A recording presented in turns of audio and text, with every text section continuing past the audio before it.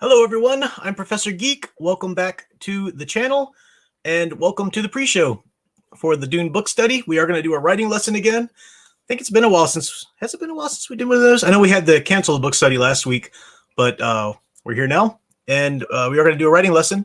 Do have a couple writing samples. I have Green Lion Girls and Sertorian Cleganes that we're going to look at here in just a moment. Let me know if the video is in sync coming through YouTube, though. Tends to be okay, usually, but every now and then when I start cold like this, it's out of sync. So let me know. Daniel Heron said, buffering horrible. I don't see that on my end. So it might just be your connection. I don't know. I guess I do see the video being a little choppy. I don't know. You guys let me know. Oh, yeah, Casey Scott said, anyone else buffering bad? Okay, so buffering. I don't really see it buffering on my end. Nanette says it's good on her end. Yeah, maybe it's just a couple people with bad connections. Usually, if there's a major problem, if there's something that it's a problem on my end, I'll see it on my YouTube. I'll see a bunch of issues going on there. But even the video looks pretty good for StreamYard. So my end's okay. Wolfton Media. Mine is buffering a lot. Yeah. Well, I don't know what's going on with that. Owen Lister says I'm good though. You guys are kind of split down the middle. So if I see it happening on my end, Matt Nui says good on his end as well. So cool. Netters Network says it's good. All right. Well, let me go properly welcome you. Welcome the chat here. And I do believe Paladin Demo was first earlier today.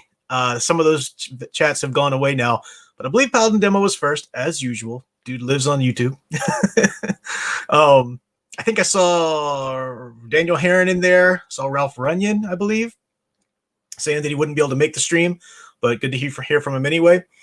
What I have up here now, I see Paladin Demo, Sound Engraver, good to see you. See Madanui, welcome. Sertorian Clegane, we are going over one of your your sample that you sent me today, so it's good. Owen Lister, welcome. Urban Verse, welcome. Urban Verse.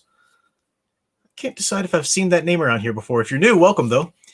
Green Lion Girl, yes, we'll be going over your sample. Great to see you. Welcome. Netters Net. Of course, 5th thumbs up. Yeah, do please click that thumbs up. We have way more watching now than I see thumbs up, so help me out with that. Much appreciated. Casey Scott, welcome. As I said, Wolf10 Media. Quite a few folks in here. Great to see everyone. Okay, so looks and sounds good. Most people say it's fine on their end. Yeah, I don't know why it's buffering for a lot of people, but it seems to be fine for most people, and it's good on my end. Usually my end's the first to show an issue, so that we'll go ahead and move along with that. Urban Versus, I've been here a few times, usually can't make it till about 10, so I'm early tonight. Great, well, good to have you. Great to have you. Yes, Wolftown Media, hit them likes, dang it. That's right. That is right. So we are going to do a writing lesson here. I have a couple samples. Now, I don't have so much of a prepared writing lecture necessarily. There are a couple of things that rose to the top with these writing samples, not major issues. And understand that when you send me a writing sample in, I try to see, I try to look, okay, what are some of the major or just predominant corrections I tended to make on this sample of writing samples that people sent me. So I'll draw from that, and I'll try to choose something to talk about writing related from that. That doesn't mean that, oh, your samples were so riddled with these problems and oh my gosh, no. Any sample, like I could send myself a writing sample if that was possible, with me not knowing what it was, and I would still pick out problems, from that and think, okay, so these are the things I'll talk about from the problems that I correct myself on. That's writing. That's how it works. So don't feel like I'm oh, your sample's crazy bad here, let's give a lesson. No, that's just how it works. So, everybody, greeting everybody. Great to see. Green Lion Girl watching me on the PS4. I am flattered. Buffering on the tablet, but fine on PS4. Cool. Very cool. Yes, I'm on a PS4 on Xbox One. I've never watched myself on those, but neat to know that I'm on there, on those epic machines. So one thing I will do before we talk about the writing samples is I do want to get to the Dune trailer, shall we? Now, I'm sure our dearly beloved, to the point of annoyance, persistent little ray of sunshine, Al will come on and talk about how amazing it looks. And I will give him that space. I will give him that platform. Let him talk about that. as soon as we starting to bring him in.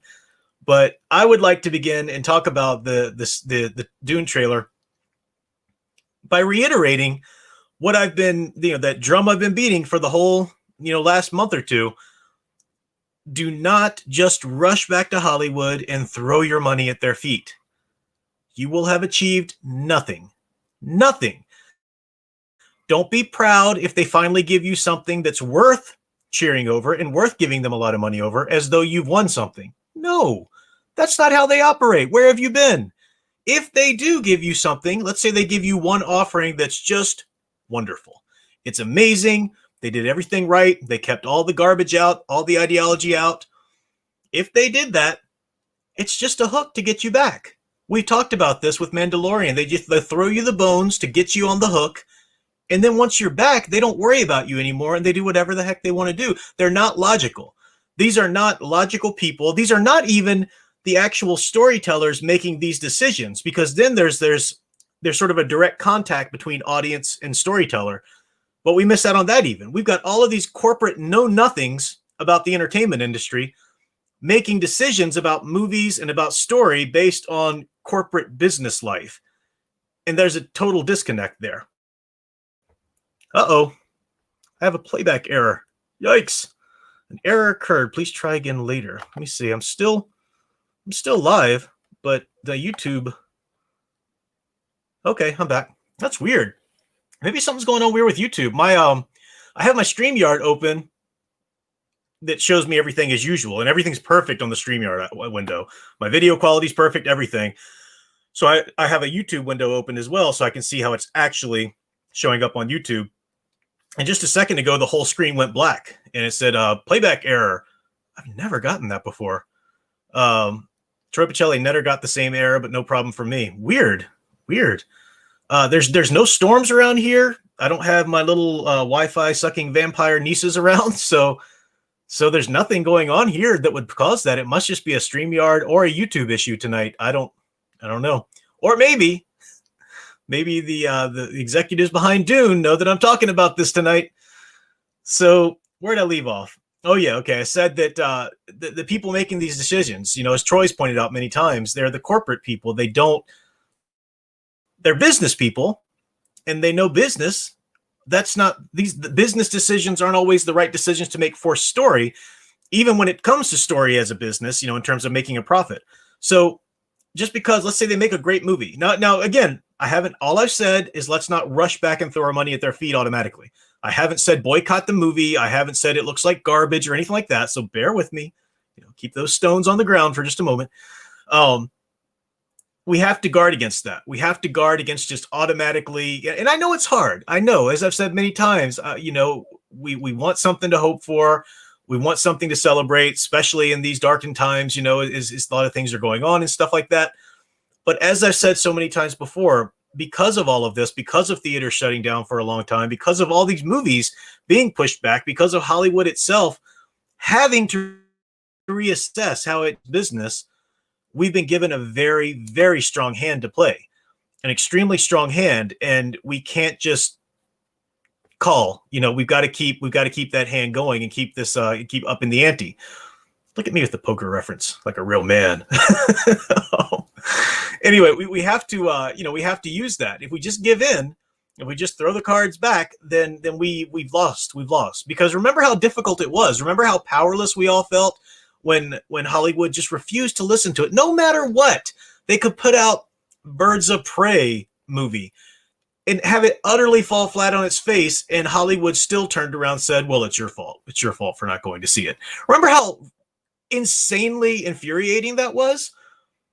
That's how they operate on the usual. So this is something different right now, and you can't just think, yeah, but they changed a little bit, so it's all good. It'll be different now, this time for sure. No, that's not how they're going to work. So all I'm cautioning against right now before I talk about the trailer is be careful. Don't go rushing back with all your money and all of your wonderful good feelings and good posts on social media, praising the filmmaker and praising the studio and praise. We have to be sparse with it. Now, I'm not insinuating that we should lie about anything, because there are things in the trailer that look pretty good, right? I mean, the effects look pretty good. Al will be able to say a little bit more about the specifics. I think he said the Thopters looked pretty good. I think he said. I don't really look for all that kind of stuff when I watch a trailer. I look for some story elements and things like that. One of the things that, well, let me keep on with the good. The visuals were quite good. I do like the big worm. You know, we saw that big reveal of the worm. Kind of weird to show that right in the trailer, but I guess they're kind of desperate and want to get people on board. People have been hyping this movie. Those who worked on the movie, have been saying, "Oh, this is going to be bigger than Lord of the Rings. It's going to be bigger than Star Wars. It's going to be bigger." Yeah, maybe calm down there a little bit and let's see what happens. Don't think that's going to be the case. From what I understand of the casting, the gender swap for Liet Kynes, not the end of the world. Not the end of the world. For a time there, I got the characters mixed up and thought they had gender swapped Stilgar. That would have been ridiculous, and that really would have messed up the flow and the whole mother-father forces of the book. I don't like that they gender swapped Kynes, but that's not the end. That's not really something that's going to break the book, unless they infuse her role with a lot of ideology or something, you know, and which they might. Don't think for a second they won't. And then don't be prepared for people to say, well, it was just a few scenes. If you just kind of overlook that, enough.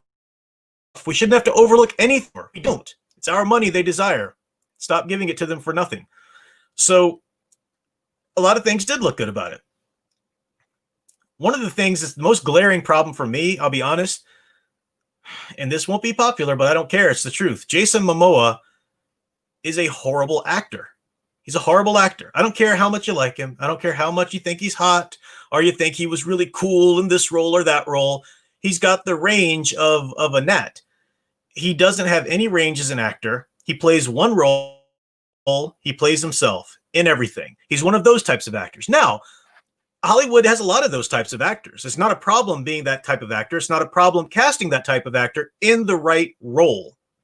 So he was great as Ronan on Stargate Atlantis.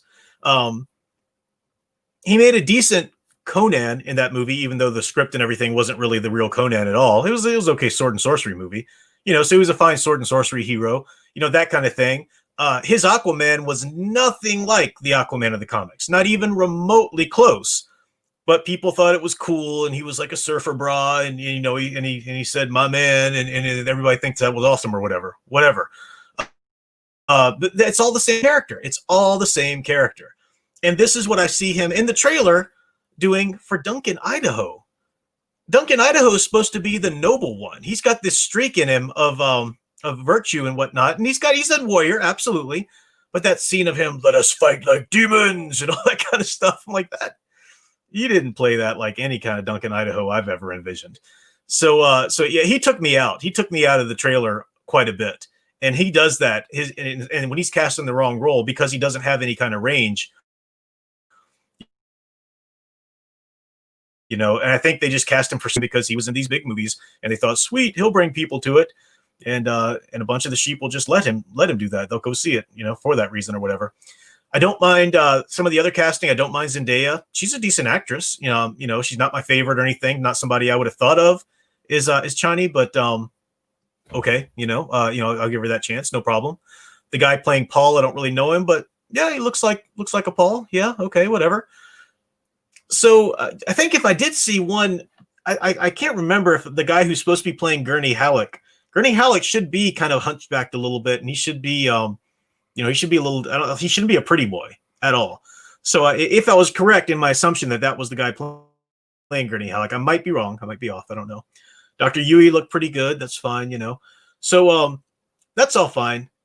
I just think it's in the political state we are, in the socio-political state of Hollywood right now, given the climate that we have, do not go squeeing around thinking this looks so wonderful. I'm so excited. Can't wait to throw my money at it, because you're just going to bring back all the old problems if you do that. And you can use as your defense. No, but this looks really good. This one looks really good. One time, let's say it does. Let's say it is an amazing film. That's good. And on a certain level, we should give, if they did produce an amazing film, we should give it a certain level of support. There is something, for positive reinforcement, but not out of control positive reinforcement. Do not go crazy and just think it's all fixed now. You're 100% behind Hollywood now. It's all better. Everything's amazing. That's not going to fix anything in the long run. They'll get a sense of comfort. They'll think you're back. They've got your money again, and they will go right back to their old ways. And because, like I said, the agenda, the ideologues in Hollywood are so far ingrained. They're so deepened into the roots of the system that it's going to take more than an office memo, or it's going to take more than a couple news stories or a couple good news or good actions to root them out. They're so far ingrained that they're like Hydra in Shield. You know, remember in Captain America: Winter Soldier? They will find it no trouble at all to go into hiding just for a little bit before they can rear their ugly heads again. So we need to really go for it. That's my take on Dune trailer. I wanted to get that out before Al comes in here and just squeeze all over himself about it, which I will let him do. So let me check what you guys are saying about it here before I jump over to the writing lesson portion, and we'll go over our samples. Let me see. And my YouTube's doing that thing occasionally. I'm just having to refresh the page, and then it stops. So if it happens to you, just refresh. I don't know what's going on tonight. I haven't changed any settings whatsoever. I love Netter's Network. Netter's Network has the coveted high hun with the heart. I think I've talked about, got the high hun, I got the heart and everything, and now she has to give it to everybody. So I see her adding everybody, hi hun, with the heart and stuff. So you're very long suffering, Netter. Thanks for being there. Troy's here, yeah, okay. So I think that's the back of the beginning of the comments. Let's see.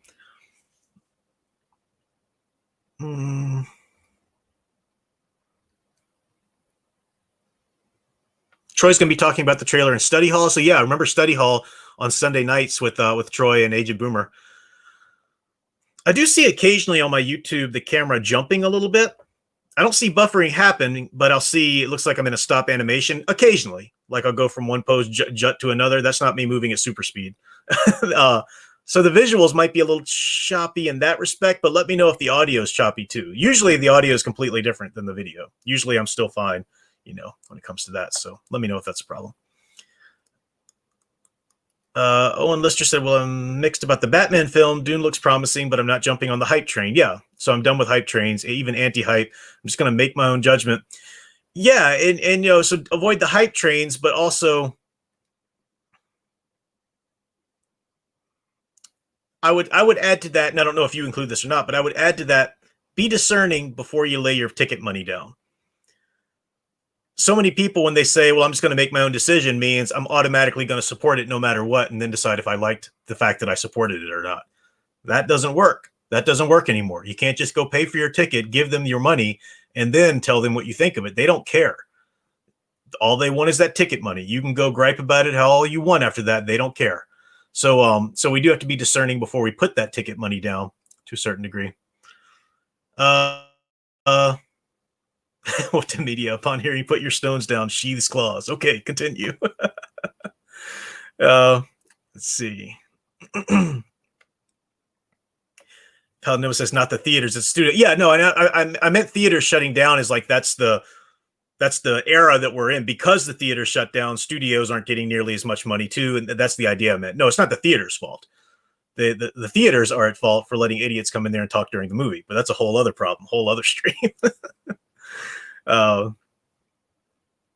Let's see. Paladino says restart the stream. Is it that bad for you guys? Yeah, the worm did look huge, and I think that's the worm that we'll get to in our section tonight that Paul and Jessica just barely outrun, if I'm seeing the scene right or reading it right, and that the Fremen are calling away to ride at that point.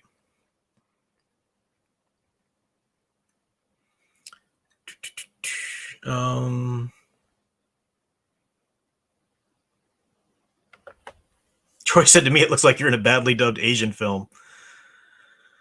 Yeah, I don't know what to do. There's nothing I can do to fix it, guys. I've rebooted. It's just a StreamYard or a YouTube problem. I will back out of StreamYard completely before I bring Al in, and maybe that'll work okay with taking off the the camera and whatnot. So.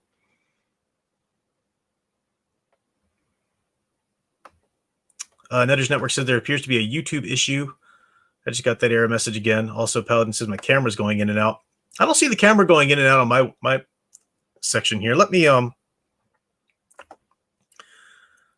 stop the camera for a few seconds and see how this works. Sometimes that fixes the fuzzy camera issue. I don't know, and my camera's fine. It's all that connection is fine. It's got to be something between StreamYard and YouTube. It shouldn't matter as long as you guys can hear me okay. It shouldn't really matter from this point because I'm just going to show up the writing samples here in a second, and that's how we're going to roll. So I'll bring that back in, and you can let me know how that works. All right, I think I caught up on everything there. So yeah, I know the camera. I get the camera. Everybody's telling me the camera, but tell me about the audio. Is the audio choppy? Can you at least hear me, or is the audio jumping around? Let me know about that.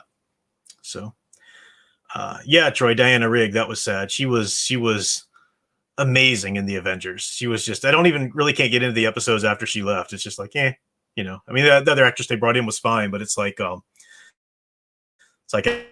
X-Files after, Mulder and Scully take off. It just loses its magic. So, Paladin Nemesis still cuts on the audio. I mean, if that's the way, but Urban Versus audio is mostly fine. A few hiccups here and there, but not terrible. Okay. So, I don't know, guys. If it's just not going to work, I'll just have to close out the stream for tonight. We can't do it because there's nothing I can do to fix it. This is I've changed nothing. I've done nothing here, so I don't know. All right, let me go ahead and pull up a writing sample, and we'll just see how this works.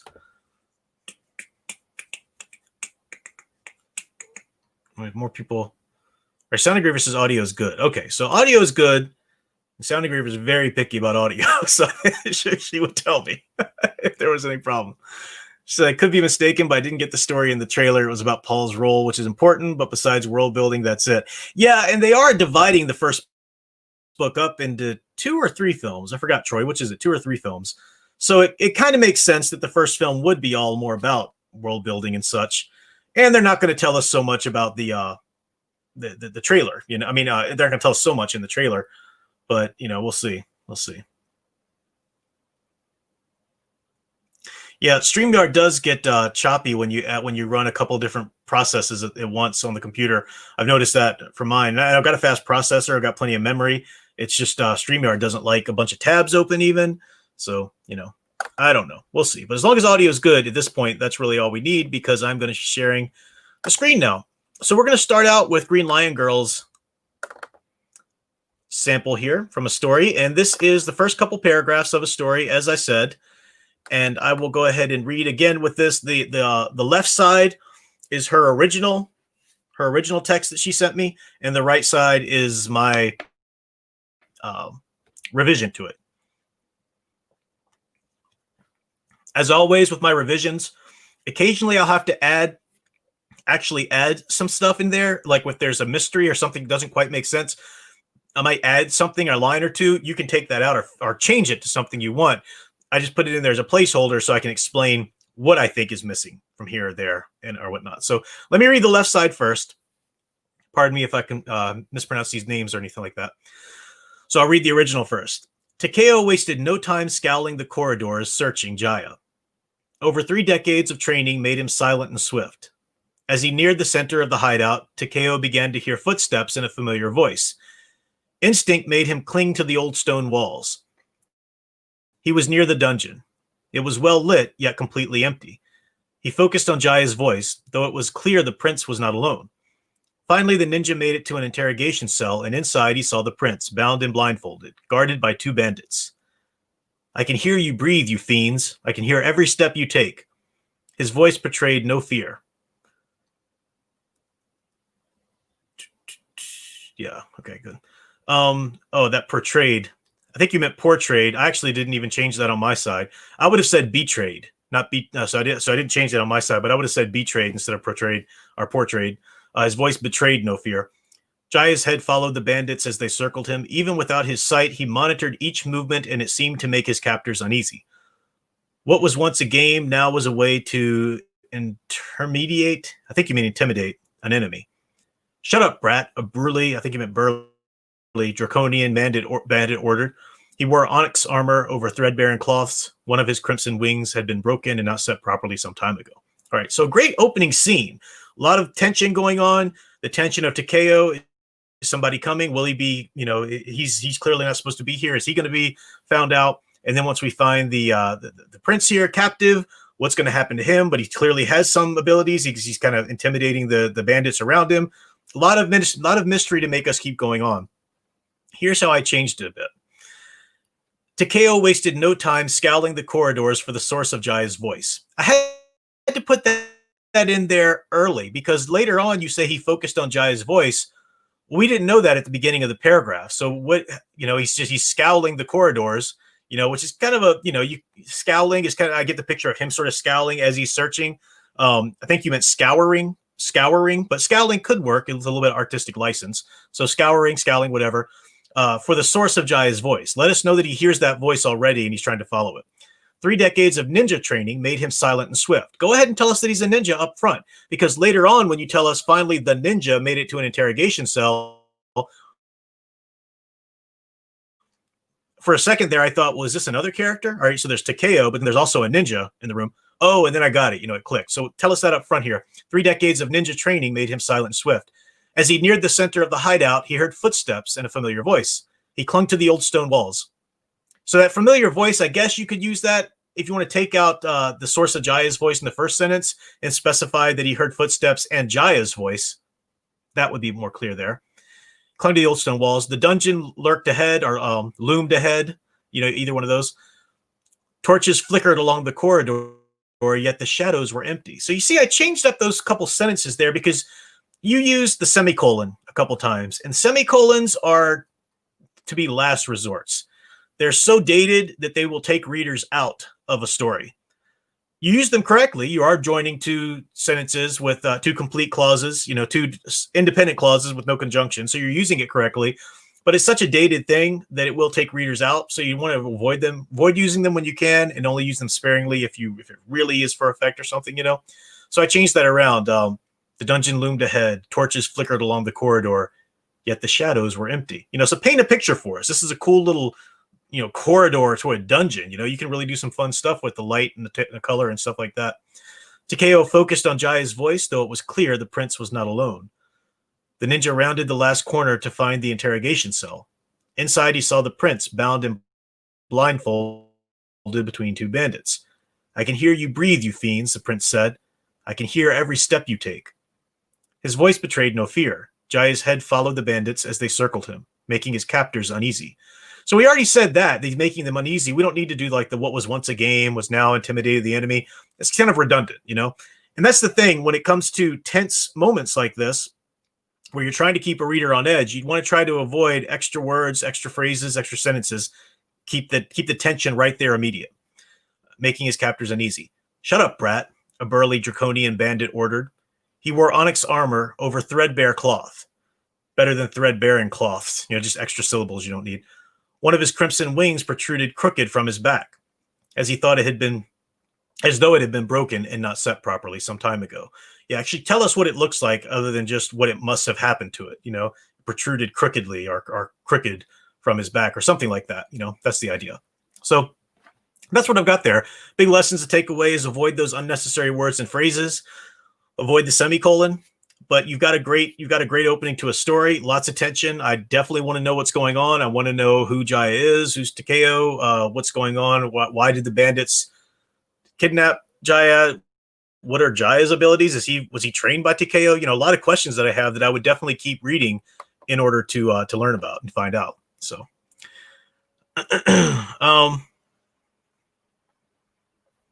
let's see. Casey Scott, the Snyder Bros are trying to curse your stream. Probably. All right. Looks good. Green Lion Girl, don't know if you're there, but hopefully you're there and you caught all that. That was great to read. Thank you very much for sending that in. It was a lot of fun. So now let me jump to Sertorin Clegane's. There we go. And this is Sertorin's. Over on the left, this is original again, and it did leave out the words "and play" at the end, so I will add those because you can see on the right they were there from his original. But I'll read his original on the left, and then I'll talk about some of the revisions I made on the right. Alexander Carson Bradshaw considered himself a patient man.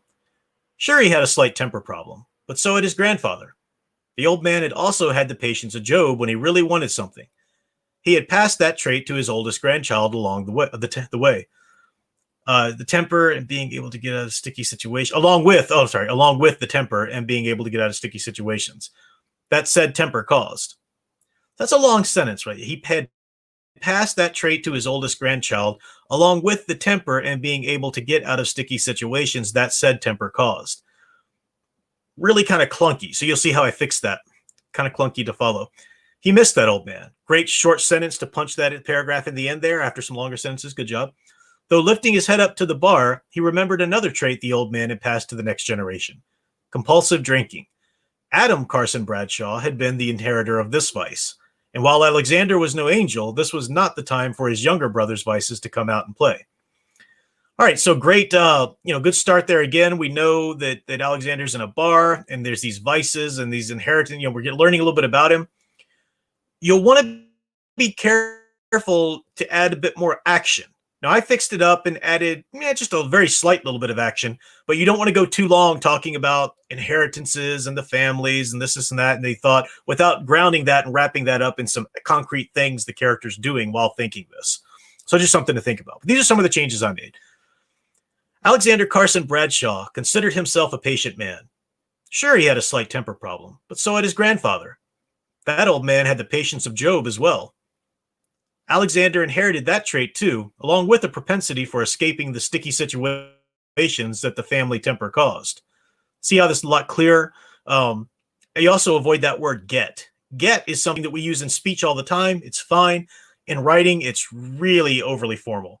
Yeah, I'm trying to get this thing that I don't know if I'm going to get this, or did you get that cleared up? Did he get that? Did he get that? All right, I got this. It's such a word. You don't want to put it in your writing. So rather than temper being able to get out of sticky situations, I say propensity for escaping the sticky situations the family temper caused. Much more clear, a little bit more eloquent there. Alexander missed that old man. Sitting down at the bar, though, he remembered the trait the old man had passed Alexander's brother. I changed that from looking up to the bar, because when I first read looking up or raising his head to the bar, I thought he was a child at first, raising up his head to the bar or something like that.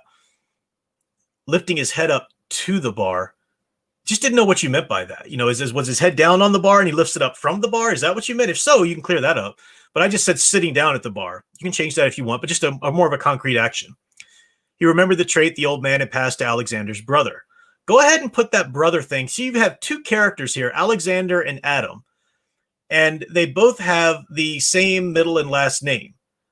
So you want to be extremely, even overly cautious about making absolute sure that the reader knows exactly which character you're talking about at any given point, especially since their names both start with A, which is fine. A lot of families, will do that, but you just want to be extra careful about really differentiating which one you're talking about at any moment. So sitting down at the bar, sitting down at the bar, though, he remembered the trait the old man had passed to Alexander's brother. Adam Carson Bradshaw had become a compulsive drinker. And I took out that colon. Again, colon's like a semicolon. It's just, you used it correctly, you did, but it's kind of something that just isn't used much, so it takes a reader out. I mean, use it if it's absolutely necessary, but really a comma will do what a colon can do anytime, punctuation-wise. Now I put a bartender in here, and I put a little bit more action of the bartender asking, put a conversation in here. Change this if you want, but in your side, compulsive drinking. Adam Bradshaw had been the inheritor of this vice. So all you have here is that it's all in Alexander's head. Alexander does something to the bar, lifts his head up, whatever. He remembers that his grandfather was an alcoholic and that his brother's an alcoholic. So he remembers maybe he shouldn't engage in that at this point. There's a lot of mystery there. There's a lot of things we don't know. What does that mean that he should? Is he saying he shouldn't have a drink? Is he saying that he's already drank too much and he needs to sober up? Something's going on there that you want to be very clear about. I did one way to change it. This might not be what you have in mind going on. That's totally fine. You can switch it around and make it what you want it there. But I have the bartender coming up. What do you have? A surly bartender asked. Just a soda, Alexander said, earning a sneer. He was no angel, but this was not the time for his younger brother's vices to come out and play. That gives a reason for him to have that thought. He's asked about what he'll have to drink. He chooses something non-alcoholic, and then that bit of information is there to the reader to justify it or to tell us why. Makes perfect sense. And we're more likely to sit with all of that exposition as a reader if you've given us a bit of action that the exposition is explaining. So again, if that's not what you had in mind, if that's not exactly what's going on, maybe he's already drunk or hungover or whatever, that's fine. Just clarify that and build it up with action like that. But again, really an interesting character, this Alexander, knowing that he's got these traits within him, and the patience and the temper. Those are two kind of polar opposite things, but it'll be interesting to see how you incorporate them both into a character. And obviously some family issues going on here. So you've got some mystery, some interest for us to keep reading and find out what's going on. So good job with that. Let me check into the chat. Let's see. Green Lion Girl from her short there said, long story short, Takeo and Jaya are childhood friends, with Takeo originally being Jaya's bodyguard until Takeo got married a few years ago. Okay, cool. Yeah, and that's and you don't need to put all that in the intro or anything, because what you got there is good. It's enough to keep us going, but that's good stuff that we'll find out if we keep reading. So like I said, great opening to a story, great scene to open on too. A lot of tension. We'll want to keep reading and find out what's going on. So really good job with that. Muhammad is with us. Hey, Muhammad, great to see you. Great to see you, sir. Always good when you drop by. See some conversations going on there, but nothing. I don't know if Sertorian Clegane's still here. There's a delay, so maybe he's typing out something or whatever, but I just want to make sure I answer any questions or read any follow-up comments he might have about his sample, because it was a great sample. Like I said, I really appreciate you guys sending that in. And you guys both emailed it to me, which is fine. It's my email's in the chat, in the description below, I believe. You can't email me those samples, but I will if I end up doing a writing lesson next week on Thursday, I will put a thread up on the Facebook group. So that's the best place to post those for me to take a look at for you. Welcome, Tom Spiegel. Great to see you, sir. Got a lot of different things on my mind. What are these snippets of writing? Preface proofreading. Yeah.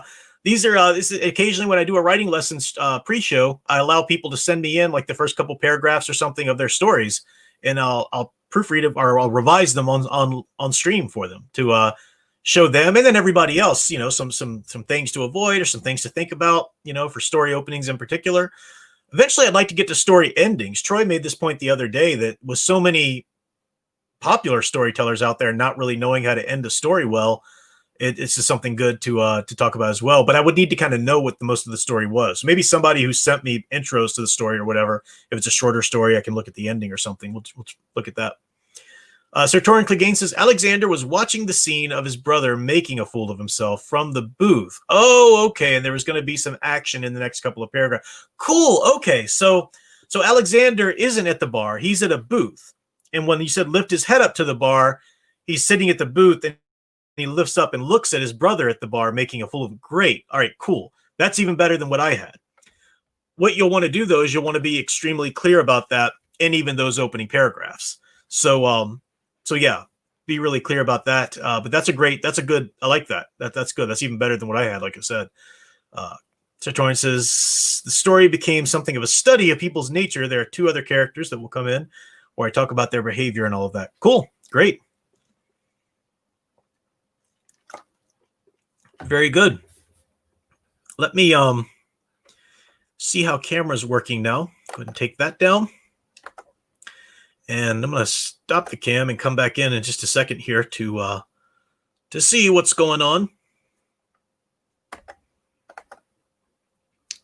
It looks so clean, crisp, and clear on the StreamYard tab. I just don't know why it doesn't carry over to YouTube the way it should. Looks like we're pretty blurry on YouTube, yeah.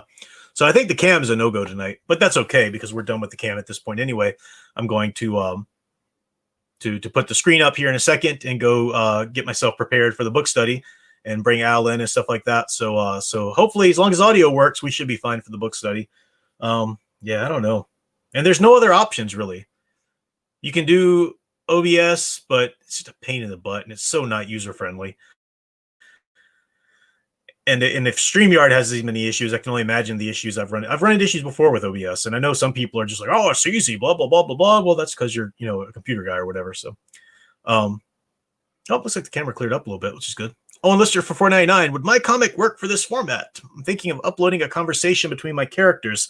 Right now, I'm doing story openings. So if you give me the first, it's hard to gauge how much of a comic would be about a first two paragraphs. Depends. It depends on how many panels per page you have. But if you send me the first, 4 or 5 pages of a comic, it might just be 2 or 3 that I go over, depending on how many panels, depending on what's going on or whatever. But yeah, I can do a comic as well. That's no problem at all. Yeah, it'll be the first one I've done in terms of this live stream format. But yeah, we can try that. Muhammad said, "What do you think of the Dune trailer?" Yeah, just talked about that, Muhammad. If you scroll back, you'll that's kind of what I opened with. So yeah, well, I think caution and wariness is the rule of the day, I think here. So, Wolf to Media, prepare for the gushing from Big Al. Yep, he's gonna tell us how much he loved it, and that's okay. We love our Big Al.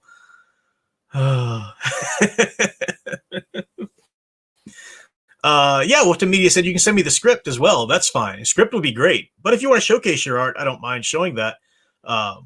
Should be okay. Yeah. Script or art, either way. It's fine. So I think we're good to go then. I think that's about it. That's all I had to say, and we're 10 minutes away, so that's perfect. So I'm gonna go ahead and put the screen up now and take a few moments to get my book in here and grab my notes and stuff like that for the book study. I'll bring Al in, and we will go ahead and continue with our Dune book study tonight. Only be about an hour. I don't like to go over an hour, 10 minutes tops, if even that. I really like to stick to an hour. Because book studies can kind of wear you out, especially if you got other stuff to do or whatnot. For me, is the one leading it, So we'll keep to that, and yep, I'll be back in a few moments. But thanks for hanging out here with this much, and I'll see you in a few.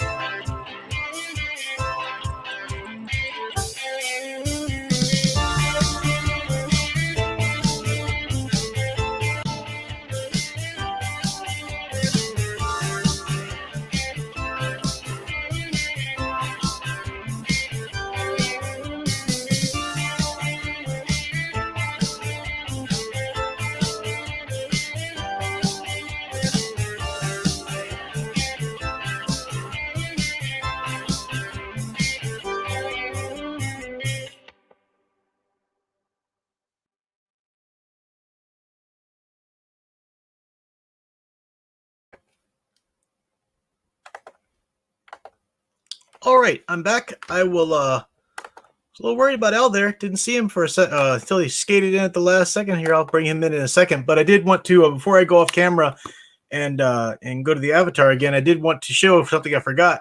Got another birthday present in, and I appreciate these so much, guys. You don't have to do this, but Age of Boomer sent me a new Sonic game, Sonic Mania for Xbox One. It's brand new, but it's done in the spirit of the old one. So you see, it's still the old style there. See if you can see that up close. And you can play as 3 different characters, I think, all on the same screen at once, or at least 2 characters on the screen at once, like you could used to do with Sonic and Tails anyway. So very cool. Appreciate Age of Boomer sending that in. Haven't seen him yet in the chat, but always good to receive that. Appreciate that, man. You didn't have to do that, but very much appreciated. And now let me bring in Big Al while I click over to my avatar and get the right one set up. So with me, as always, is my trusty TA, hi, Al Harkonnen. Say hi, Harkonnen. Good to see you, sir. Al, people were kind of wondering, what do you think of the new Dune trailer? I just have a few things to say. Squee! Because I just can't help but gushing about it. Because you all know me. Everyone seems to have an idea. Now go ahead and start the what screen. I feel about the trailer. I'm reading about it, hearing about it. I'm like, you guys don't know me. I thought it was fantastic. What do you think, then? So okay, here it comes. Great design, great set pieces. The ornithopters look like little dragonflies, like I always pictured them. They had one quick scene of them, and I was totally enthralled by it. The worm looks fantastic. I'm just wondering if could close its mouth. It didn't, I like if it could see if it'll open its mouth or not. But I love the immensity of the worm. I love the design of the worm. I like the design of the characters. I liked the visuals it showed. If I have anything negative to say, looked a little dark. I mean, like light-wise, like literally a little on the darker side. But it was a trailer. We'll see what happens in the actual thing. Could just been the copy or something like that. I don't know. Jason Momoa. I never liked Duncan Idaho anyway, so I could care less. Yeah, I've never been a Duncan Idaho fan. I was always more of a Stilgar Gurney fan. I prefer Gurney Halleck, but I like Duncan Idaho. Gurney Halleck, he's well, I don't know. I was just never a big fan of Duncan Idaho because I never liked the name. Duncan Idaho? What the? I don't know. It's always, but for some reason, I've always had an issue with Duncan Idaho. They might as well just cast Andrew McCarthy in the role. Cast Andrew McCarthy, you pretty much got the worst character of all time. Hang on one second. I do want to say thanks to just 1 second, and I'll let you finish. I do want to say thanks to Netters Network. She said that Al was talking over me, that lag thing was there. While he was talking there, I refreshed my StreamYard. Let me know if that's still an issue. Are we still off center there, or are we good? Also, Daniel Heron just sent me a Facebook message, which I appreciate. I didn't get to look at it yet, but he showed me the video quality on his phone or tablet. So I don't know why, but apparently the quality on phones or tablets is really weird tonight, but other YouTubes work fine, he said. So that's got to be a YouTube issue. I see nothing that I can possibly do to change that. So you never really look. I mean, I saw what everybody was talking about. Mm-hmm. For the most part, because I was listening more than I was watching because I'm trying to kill pigs. I'm late to it. I'm late to get my pig killing today. And he's talking about birds, angry birds. People. He doesn't actually slaughter pigs. I just like I like calling pig killing. But yeah, the visual, your visual was really cloudy. And I was losing a little bit of the audio, but it could have been me. Why I'm late is I refreshed with 7 minutes to go, and when you saw me come in was literally as fast as I could get in there by the time I was up. So it took a good 7 minutes to get to the full part. So I know in the future, if I have to better do it before 7-minute mark, or I'm going to be late. I was wondering because I hadn't heard from I didn't see you in the chat, and then I didn't see from you at all. So I was thinking, did his power go out again or something? I don't know. No, I was listening to, like I said, pig killing, and hearing everybody talk about, Big Al's going to gush. Big Al's going to squee. Which you did. I did it's deservedly so. I was listening to there, and I'm like, he's like droning on about how terrible Hollywood is. First of all, it's a teaser trailer. It was a good teaser trailer. It does exactly what a teaser trailer wanted to do, made me want to go see the film. And it had nothing in it of any negative aspect except for Jason Momoa. And that really is what I saw. And like I said, I can forgive that because I hate the character anyway, so might as well put an actor I'm not the most thrilled about doing the part. Sounds like the quality's good. Thanks, Troy, Nanette, Sound Engraver. Everybody's confirming that, so that's good. Yeah. So good. All right. I'm of a much more sunny nature. I like the look, and we'll see. Right. So far, so good. Well, let's go ahead and turn to the best incarnation of the story, which is the book itself. And as we were supposed to start with last week, we were supposed to start on book 2, but I had to cancel. Schedule was just crazy. It was really a good thing I did cancel because I was able to get a lot of things done and catch up and didn't have anything holding over into my birthday weekend, which would have been horrible. So I was able to go enjoy the weekend, which was awesome. So, but we're back now to go ahead and start the book 2. So we open up book 2 with Paul and Jessica. Go ahead. Hope I remember. Well, we do have a few chapters to cover, but I just kind of have a few certain things from each. So you do step in, Al, if you want to talk about something. Yeah. But step in early. Don't wait until I'm done and then go, wow. I try to. It all depends, like I said, All right. So we open up in book 2 with Paul and Jessica still in the desert. They're in their still tent. And we start a pattern here of Jessica, but before we already established that she is really taken aback by the change in Paul. Because of the spice there on the planet, both his Mentat abilities and his Bene Gesserit training, the Kwisatz Haderach and everything like that are really just kind of, boom, slamming into the forefront for him. So he's dealing with the change. And Jessica's kind of taken aback with her son, too, there, not really knowing how to react to him. And we have, keeps having these thoughts. She herself is getting pretty emotional. Now, it's understandable. Her husband, or her quote-unquote husband, the Duke, her would-be husband, has just been killed. All of her life has just been ripped out from under and stuff like that. But as a Bene Gesserit, she touts the teaching of, fear is the mind kill. We must keep ourselves in control and constantly control our emotions. And remember, we talked about the opposing forces of masculine and feminine throughout this book. Well, here she's really succumbing to those emotions. She has this dream. Now she's wondering what her mother would have been like, or did her own mother just want to get rid of that Harkonnen child that she was forced to bear. And then Paul, on the other hand, is being very practical. The place to hit them is the spice, Paul said. How can he even think of attack at a time like this? She asked herself, and so forth. And he knows so little of me. She thinks I was the Duke's only woman. I accepted his life and values. So she's very sensitive about never having been his wife at this point, and so forth. So we really see Jessica kind of going down this rabbit hole of emotions at first. And I'll talk about that in a second. But can we just talk about how disturbing it is every time he talks about the tent's opening as the sphincter? I know. His voice came from the vicinity of the tent sphincter. Technically, that's a sphincter is an opening. It is. It's just not a word choice.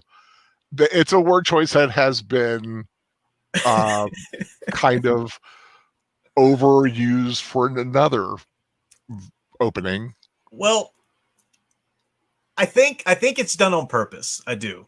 as much as it is just so weird hearing it, and he won't leave it alone either. He keeps coming back to that sphincter. They're going to go through the sphincter and the sphincter and the sphincter. But go ahead. I love how you're talking about, how Jessica's trying to come to terms with everything, but her heritage and her genetics and things like that. And Paul, I like the very opening line. Now Harkonnen shall kill Harkonnen.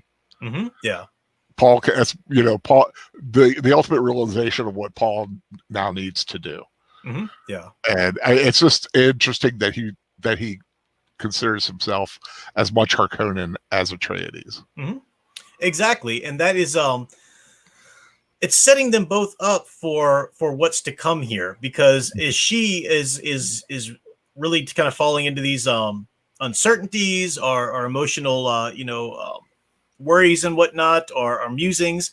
Troy points out in the chat that after the water of life, she'll know the answer to that question. Was her mother glad to get rid of her and stuff like that? And you're absolutely right. So we're setting her up for that, and of course we're setting Paul up too. He decided his path a little while ago when we left him, and now he's thinking about this and that. So that's their progression. Yeah. Well, his mind is activated. That's why he's thinking this, that, the other, and it's those areas of the mind opening up. It's like a branch of it. It's like a tree growing. He's no longer just the bottom trunk of the tree. All the branches are starting to go out. Yeah, in his brain. Yeah, and because of the spice. And we even have, I think this is Jessica's interiority. Black is a blind remembering, she thought. You listen for pack hounds, sounds for the cries of those who hunted your ancestors in the past. So ancient, only your most primitive cells remember. The ears see, the nostrils see. So able to see beyond her ancestral time. Paul can see a lot more, of course. Very, of course, very Jungian. Exactly, very Jungian. Exactly, the primal, the unconscious there, and. I talk about that word sphincter for the tent that we keep coming back to, because this is sort of a little bit of rebirth imagery. I know sphincter doesn't really align with that, but just some of the body-like words that Herbert uses for Arrakis, and this in it's you have to be one with the planet. The planet is the great mother, is Kynes calls it later, and so forth, and you do have to kind of work within it organically. In order to survive, as the Fremen know. It's a living thing. And Jessica's not quite there yet. When they climb out of the tent and she sees the night sky above them, she saw only the circle of stars that were like the luminous tips of weapons aimed down at her. Wonderful image, but that's a brutal way of looking at it, Whereas, so she's not there quite yet. Troy points out Jessica notes that she now lives in her son's orbit. With the death of the Duke, Paul is now the Duke, and she in many ways submits to him. Yeah, and we're going to see how this plays out over in these next couple chapters here, that come back to them, definitely. Anything else in that chapter from you, Al, or do you want to move on to Thufir? We could go to Thufir. Like I said, it's just a nice small chapter about it gives the reader a chance to see them take a breath and think a few things out. Yeah, and oh, good. And like I said, I was very when I read that thing about the listening for the pack sounds, cries of those who hunted your ancestors, like you said, I was like going, if he doesn't mention Carl Jung, I sure am. No, I'm glad you did. And I was shocked you didn't when you said that. I was waiting for the Jung thing. I was like, well, I'm going to say Jungian. It's Jungian. Well, I'm glad you did. I'd have gotten to it eventually, but I'm glad you did. I'm glad I did too. Go ahead and pat yourself on the back for that again. My shoulder hurts. It's also nice that that's the first chapter of book 2, which is entitled Muad'Dib. So this is moving into his destiny there and starting with that chapter. Yeah, and also a lot of some of the biblical imagery, pillars of fire, things like that. Just kind of things like that kind of thing. Getting much more into the religious and mythic aspect of who he is. Yeah, because Muad'Dib, of course, is the Messiah. That's what we're doing there. Troy says drawing an edible correlation might be putting too fine a point on it. I don't think so. I mean, not the literal edible, because the Oedipal complex is never really literal when it comes to literature, except for Oedipus Rex itself. But yeah, I mean, again, Herbert studied under students of Jung. Jung is a Freudian, studied under Freud and so forth. So we've got all that lineage, that literary heritage is here. Absolutely. So we start with this next chapter. Thufir Hawat is leading his men. They're kind of licking their wounds in hiding, and it opens up with his first thing: the curse of being a mentat. You can't stop analyzing your data. Mind just won't cut off. Now he talks about that. He opens the chapter with that sort of masculine force we talked about. The data, the analysis. This kind of thing, and yet what we see from Thufir in most of the chapter is a very emotional. He just wants revenge. Curse that Bene Gesserit witch. He still thinks Jessica was the traitor, and he's trying to get the Fremen to help him in this vendetta and so forth. So we see him acting not at all like a mentat for most of this chapter until the end, which is interesting. Mm-hmm. He does talk to the Fremen there, and then there's this real disconnect between him and the Fremen, and the Fremen's talking about there's a question of water, there's a water issue, you're wounded, it sounds brutal in a way, but it's pretty practical too. Survival in the desert is, as Jessica later says, these people are desperate. Water is all for them, and it's a matter of water. It's a water bond. Everything surrounds water there, and yet they're called the Fremen. These are the free men. They don't have allegiances to any emperors or dukes or factions or greater houses or lesser houses. They are free in the desert, but the price of that freedom is scraping to survive by that closeness to the land, and the watching every drop of water and so forth. So I just like running the conversation. I've even underlined some things. What do you wounded say? Are there those among them who cannot see the need for your water need for your tribe? I can understand your reluctance, Fremen said. They're your friends, your tribesmen. Do you have water? You have no water. You wish a sighting on a vendetta. And then eventually Hawat says, these people and their disconcerting directness. Hawat spoke cautiously. There's a price on my head. Hawat is dancing around these issues, being all courteous and formal court-wise, using manners and whatnot. Now's not the time for manners. You're in the desert being hunted. These are men who can survive on the land, directly on the land. Stop it with this nonsense courtly manner. Hawat is being incredibly impractical here. So he's not acting very mentat-like with his wanting to revenge and then wanting to dance around these issues and so forth, at first anyway. And do you think Thufir really understands? Like there's like you mentioned, disconnect. And the Fremen was to the Fremen. It's like, don't you understand what I'm saying? Yeah, your water. The body is water. Mm-hmm. The water is a payment. Will you give us the water of your dead? Yeah, which means a lot. And like Thufir, I wasn't quite sure if he really got it until he acknowledged that he got it, or was he just so blinded by rage that I think that he just couldn't put the two and two together, knowing the Fremen way. I think you're absolutely right. That's his progression through the chapter. He finally starts to get it. Eventually, at one point, the Fremen says, here are the Harkonnen forces everywhere, but you still have not made the water decision or put it to your wounded. Let them decide. Hawat thinks, I must be cautious, Hawat told himself. There's a thing here that's not understood. He starts to get there's a disconnect. We're not quite meeting up. But eventually he comes around to it when he says that he wants to be, back to the place of the Duke's water. It's a water bond that they're going for. But first, before that, and this is an awesome way they realize it, the Sardaukar, the Emperor's troops, special forces that we've been told over and over about how insanely bad they are. I mean, they are just a force to be reckoned with. There's no going up against them. They're terrifying. Mm-hmm. And the Fremen talk about it like, yeah, they put up a little bit of a fight. Yeah, we kind of respected them, but we got them. We lost them like one or two people, but we got it. Yeah, we took them out, no problem. Yeah. And Hawat's like, oh, if only we had hooked up with these guys earlier, makes sense. So that's a cool revelation there. But eventually, I love the way the chapter ends because it is Hawat finally coming to that realization of what it is to survive on this planet, to survive with the Fremen, but also the realization that the time for your old ways has passed. Mm-hmm. There's no more going back to court. There's no more time or a place for those old manners and those old court ways. You're in the desert now. You've got to survive. You need to become one with that tribe. And so eventually giving them the man who had just passed away. And some of the men balk about it at first and throw a fit about it. But Hawat leads it through pretty well. He doesn't even see the problem. Hawat thought the naivete of Fremen was frightening. Well, Hawat, you're being more naive than the Fremen right now. They're being quite practical. Right.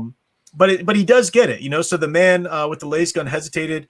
Hawat's aide said, "Are we buying help with Arky's water?"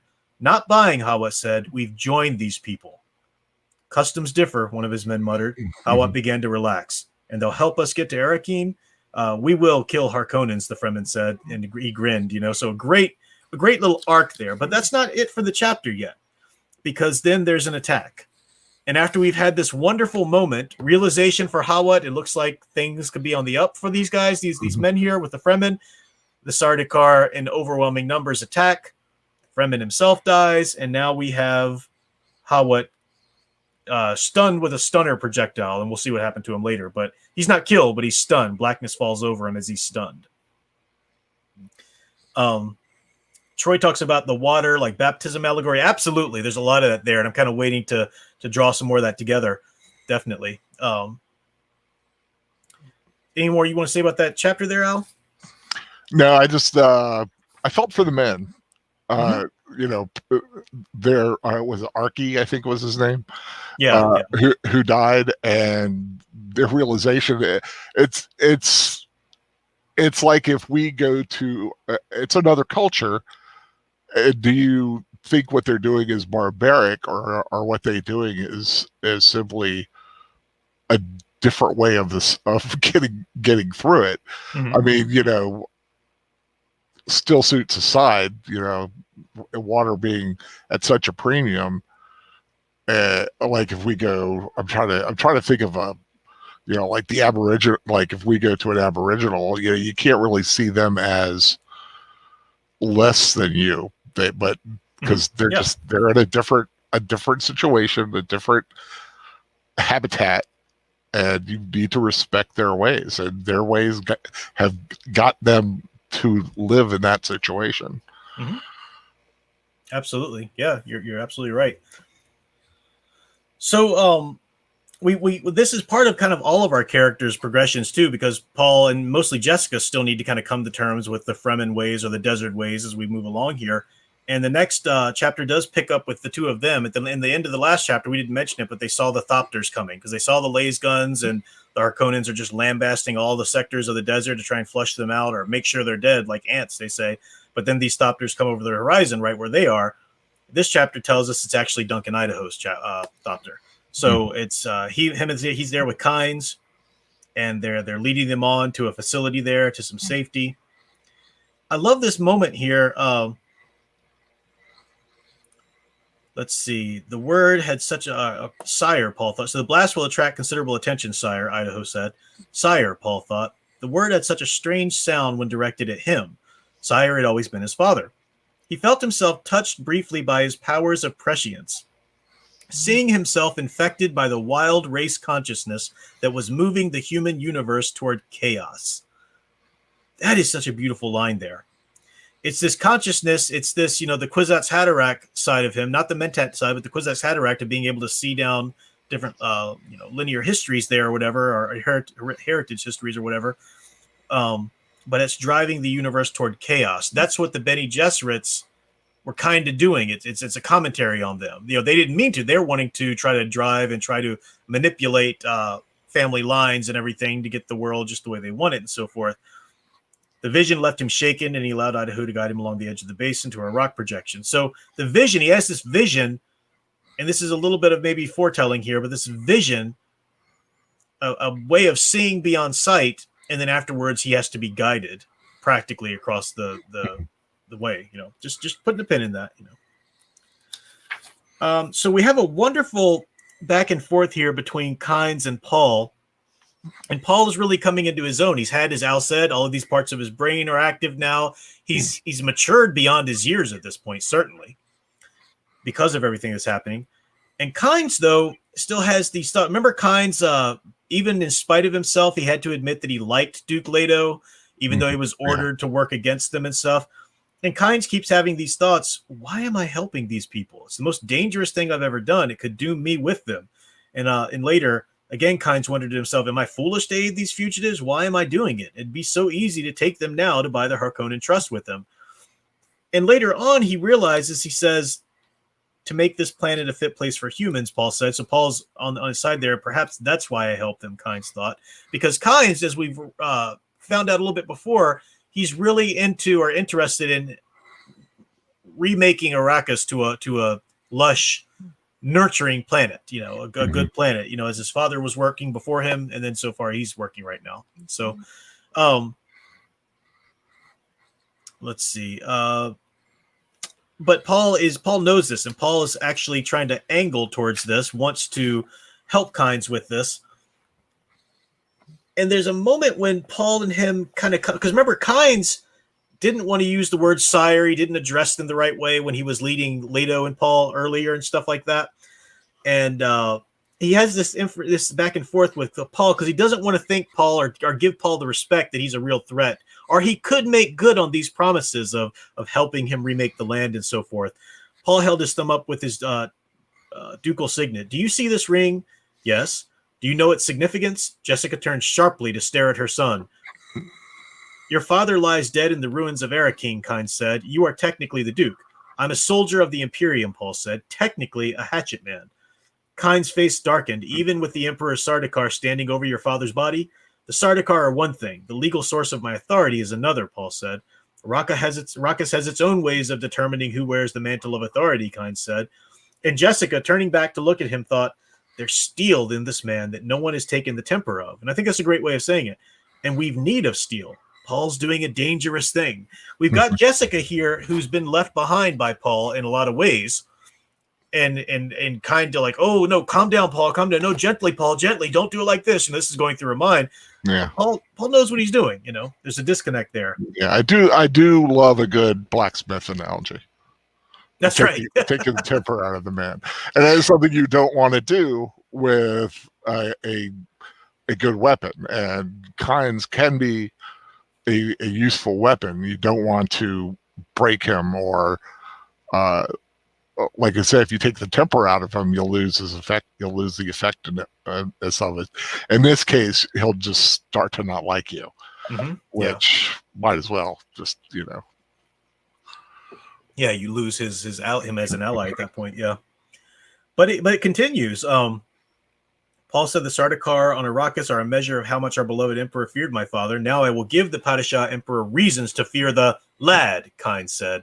There are things you will address me as sire or my lord, Paul said. Now that is throwing the gauntlet. Now Jessica's getting worried. Gently, Jessica thought. Kynes stared at Paul, and Jessica noted the glint of admiration in the planetologist's face, the touch of humor there. Sire, Kynes said. I am an embarrassment to the Emperor, Paul said. I'm an embarrassment to all who would divide Arrakis as their spoil. As I live, I shall continue to be such an embarrassment, and that I stick in their throats and choke them to death. So Paul's really playing the right cards here. He's really talking about how he can help Arrakis and how Arrakis is forever tied to his destiny. He's not just some Duke's son with a vendetta who's going to use Arrakis before he can get off of it and go off on his way. Paul knows he can never leave Arrakis because of the spice, so it's tied to his destiny. And I like this words, Kynes said. Paul stared at him presently. Paul said, you have a legend of the Lisan Al-Ghib here, the voice from the outer world, the one who will lead from into paradise. Your men have superstition, Kynes said. Perhaps, Paul agreed, yet perhaps not. Superstitions sometimes have strange roots and stranger branchings. That is a great line. That is a great line. And it so well describes what's happening here because as Jessica's thoughts have given us the, I forget, what do they call the person who comes from the Bene Gesserit to sow the seed of their prophecy of the Kwisatz Haderach on different worlds. I forgot the name for that role, but you've got these different roots for these different legends. But he says not only strange roots, but strange branchings, and that who knows what could come of these superstitions. You know, you're kind of almost self-fulfilling prophecies, and they'll kind of grow beyond what you think too. Yeah, sometimes you plant the seed, and you know what will grow, but you may not know how fruitful that plant may be, how tall it may grow. So Paul is definitely a surprise. Exactly. And skipping ahead just a page or two, Paul is doing pretty well with Kynes. Kynes met Paul's stare, presently said, "No Harkonnen ever admitted error. Perhaps you're not like them, Atreides. Could be a fault in their education," Paul said. "You say you're not for sale, but I believe I have the coin you'll accept. For your loyalty, I offer my loyalty to you. Totally." Now we get Jessica's thoughts looking at him. "My son has the Atreides sincerity," Jessica thought. "He has the tremendous, almost naive honor, and what a powerful force that truly is." So this kind of idea of honor and sincerity is something that's not really a Bene Gesserit trait. You know, they're more about conniving and manipulating behind the scenes and, taking the measure of men and using them effectively and so forth. But this idea of loyalty and honor, it's something that the Atreides have, so and it can be a masculine trait, but it's a different kind of masculine. It's not the Mentat masculine. It's the protector, the loyal, honorable protector masculine, the sheepdog rather than the wolf, so to speak. And this is it. This is when Kynes really switches. You saw that Paul's words had she saw that Paul's words had shaken Kynes. He'll give himself loyalty totally. "This is nonsense," Kynes said. "You're just a boy, and I am the Duke," Paul said. "I'm an Atreides. No Atreides has ever broken such a bond." Kynes swallowed. "When I say totally," Paul said, "I mean without reservation. I would give my life for you." "Sire," Kynes said, and the word was torn from him. But Jessica saw that he was not now speaking to a boy of 15, but to a man, to a superior. Now Kynes meant the word. That is brilliant. That is really, we saw how wonderful a leader Duke Leto was when he was saving the men from the worm sign and all of that. But now we see Paul following in his father's footsteps with that great leadership, and really just amazing stuff there. Definitely. Yeah, like he said, he definitely has gone from the boy of 15, who and now looking at it, and I've got to mention the casting of Timothy Chalamet. I think that's a brilliant choice now. For Paul, you mean? For Paul. Yeah, he looks like the kid. But there was a few scenes there where he had this look in his face where I could see someone like Kynes seeing a look like that and seeing beyond the young years, into something much deeper and much stronger. Yeah. Tropicelli too saw the analogy to prescience and normal vision, very intriguing. Yeah, we're gonna see that. It's almost like a little foreshadowing. On Lister, when I said sight beyond sight, he says, "Paul, give me sight beyond sight. Fremen, ho!" I thought that's there for you. I had a Thundercat moment, but I kept it to myself. when you said it. Nice. So as we move along, they have to leave because they find out that they've been found out. So they're going to split up and leave. And this is when Kynes said, "The Great Mother give you speed and luck." They crossed to the arrow. They touched it, extinguished itself, saw another arrow ahead. They were running now. Plans within plans within plans within plans, Jessica thought. Have we become a part of someone else's plan now? I love that line because we started out this book with so many hidden agendas. The Bene Gesserit had theirs, the covert agendas. Harkonnen had his plans for the Atreides fall. Duke Leto himself had plans for Arrakis. Everybody had their plans. It's plans within plans. You get to the point where, are you just a part of someone else's plan now? I like that. And it's sort of a plan of fate at this point because of these self-fulfilling prophecies going in, it's perfect. So let's see. Towards the end of this, now we get to the Sardaukar actually bust in. Duncan, Idaho. We see his downfall there. We see him have his last stand. We see the Kynes is escaping, but Kynes kind of gets attacked there, or whatever. So we're going to come back to that in a second. And Paul and Jessica escape. Anything else you want to say about that chapter before we move on? Not necessarily, but like I said, Duncan, Idaho, bye-bye. Yeah, exactly. So let's see the next chapter here. We are back with Baron Harkonnen. And now what I want to look at with Harkonnen in this chapter is how he is a overly feminized, or an example of an overly feminized male in this. And by feminine and masculine, what I mean in the context of this book are those Jungian forces of masculine and feminine. Like we said before, I don't mean feminine like the Harkonnens walking around, with flair or anything. I don't mean that. Although he is, he does have the homosexual tendencies that Herbert is pointed out. So that's part of it, But he's and he's also extremely corpulent. So he's got soft, round curves, just in a very kind of grotesque way. But look at his actions, the way he manipulates people, the way he uses emotions and so forth. This is the negative side of femininity, just as we've seen the negative side of masculinity in places as well. And the guard Nefud comes in. I have a full report. Let him sweat a little, the Baron thought. One must always keep the tool of statecraft sharp and ready. Power and fear, sharp and ready. Light years away from Duke Leto's, there. Look at the chicken, the Baron thought. I'm surrounded by such useless clods. If I scattered sand before this creature and told him it was grain, he'd peck at it. Like, dang. But in this... he definitely has an overdeveloped sense of importance. Little bit, yeah. But in this, we find that our Harkonnen finds out that Thufir Hawat has been captured. So when he was stunned before, they actually captured him. And Nefud thinks, oh, yeah, do you want to torture him or do you want to execute him? And Harkonnen wants to use people. He's very Bene Gesserit himself in that manner. And he sees the opportunity. The fools, one of the most formidable mentats in all history, a mentat trained to kill, and they'll toss him to me like some silly toy to be broken. I will show them what use can be made of such a toy. Again, perfect. Go ahead. Plus, he needs a new mentat because Piter is no longer with him. Exactly. So he needs that mentat mind. Mm-hmm. Exactly. He's talking to Raban, his older nephew later, the fatter nephew that sort of slow of mind, not his glorious fade Ratha that he likes. And he thinks about him as a muscle-minded tank brain, the Baron thought.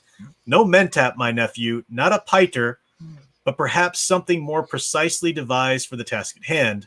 If I give him freedom to do it, he'll grind over everything in his path, all how he'd be hated here on Arrakis. So just like he sees Hawat is far different than Piter, he also remembers what his use for Piter was, just to kind of throw, because Piter was addicted to spice. Piter could be manipulated. Mm-hmm. Hawat is going to be manipulated by the Baron. Baron wants to manipulate him by his vengeance, by his desire for vengeance, right? So that's how he wants to do that. He wants to keep him thinking that Jessica is alive or whatever, and that she's the traitor and so forth. And he even said about Raban that he's growing in stature himself. Soon he'll need suspensor lifts to help him carry his own weight. So. But he definitely wants someone on Arrakis to be hated. He doesn't want. He does not want a beloved leader because I guess because he could always have the card to play where he comes in to be the beloved one. Exactly. Yeah. Exactly. Yeah, and that's the thing.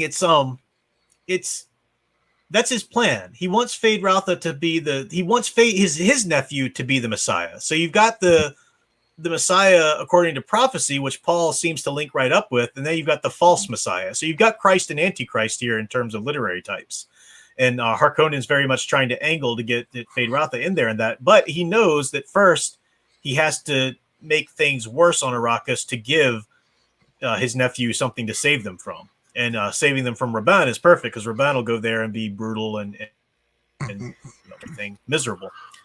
So that's where the chapter kind of ends up. I do want to say something about the very end of the chapter, but is there anything in the space of the chapter that I'm skipping over that you want to talk about?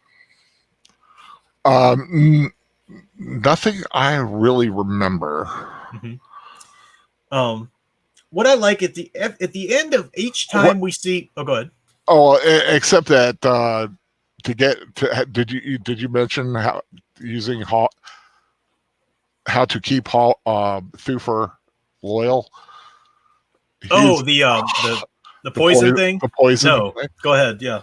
Yeah, with the poison, and he gives him a truly disgusting way of having to stay alive. Mm-hmm. Yeah. He's gonna he'll have the poison, and then he'll slowly be given the antidote constantly. So if he ever stops receiving the antidote, he will die. And this is what Lynch translated in the film with the heart plug, which I actually like because a heart plug's a much more visual tool to show us that rather than just talking about. Well, in the movie, and anecdotes. He also had the milking the cat thing. Yeah. But the heart plug thing just is kind of bizarre. Lynchian I like the visual of it though. Yeah, it's a great. But it was very and to pull out the heart's blood. I mean, again, that overly that negative of the feminine source. The heart directly lined to the heart. So. I mean, it gives a new meaning. Like I'll pull the plug on you. Yeah, exactly. Let me point this out, and then I'll look at the chat here. But every time we see Baron Harkonnen thus far, he ends his scene by reverting to fleshly pleasures, or he either wants to eat a couple times. I am hungry. Or he wants the young boy to be brought to him in his room. Or this time he says, now leave me to finish my sleep. He's very physical and fleshly. He's not higher. He is higher functioning in his plans, but he's not higher functioning in terms of that nobility or the spiritual honor and such, so paints a really interesting picture. All of these different pictures, everything, the spectrum here from the Bene Gesserit to the Spacing Guild, to the various houses in between and whatever, you can really kind of put them on a spectrum of masculine and feminine. Which one is negatively masculine, negatively feminine, and so forth. But yeah, and he goes to sleep still thinking of the plans, having Rabban being the hated, and of course bringing in the beloved Fade to be the savior and to be there, Yeah, definitely. See, Knitters Network says you should just have Troy on. He's a Dune expert. He is a Dune expert, and he knows a lot more than I do about this. And I do want to have him on a couple of these things. The only thing with the book studies is if I get the whole panel in here, we'll be here for hours. I do like to keep these little snippets to an hour, but I do really want to make certain sessions before we get through the whole book, or at least at the end. I do want to make use of Troy's encyclopedic wisdom of this.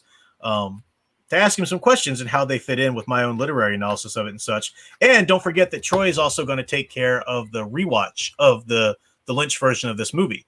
So I don't know if he's scheduled that yet, or at some point, he's going to do that on his channel.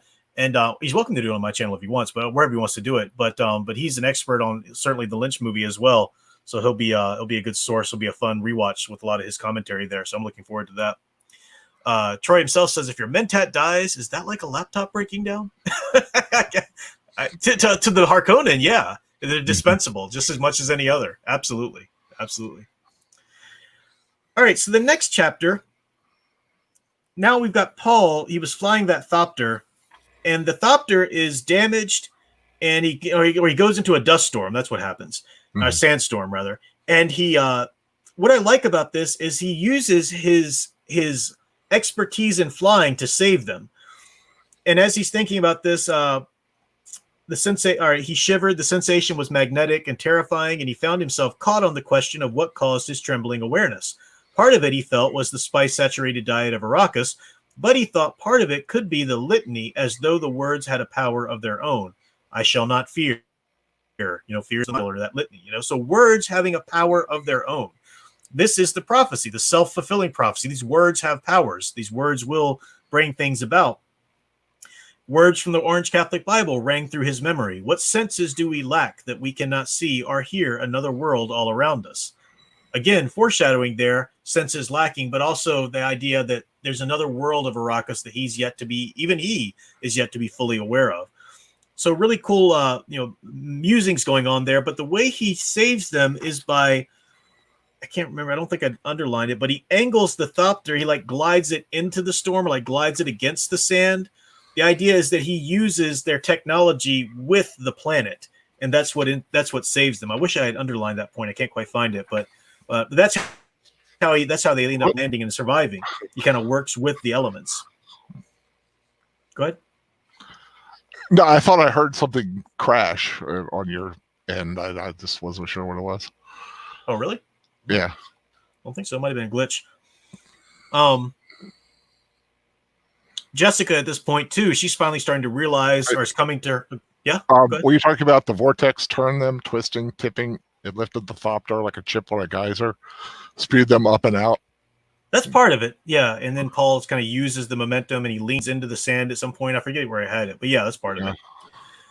So Jessica, she recognized that this question was directed at her pregnancy. Well, Paul said, how do you feel? Your sister won't be born for many months yet. I still feel physically adequate. And she thought, how stiffly formal I speak to my own son. Then, because it was the Bene Gesserit way to seek within for the answer to such an oddity, she searched and found the source of her formality. I'm afraid of my son. I fear his strangeness. I fear what he may see ahead of us, what he may tell me. So two things she fears there. She fears the fact, and let's just be honest, that she no longer has control over him.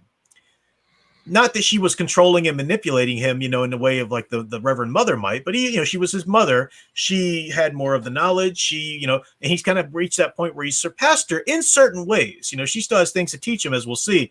But that's a terrifying thing. And then the idea of, what will the future hold? He's a seer. He'll be able to see. She's terrified of what he might tell him. So they have to move across the sand. Mm-hmm. It has to be sounds without rhythm. Jessica said, again, this idea of natural sounds, not synthetic, not manufactured, natural,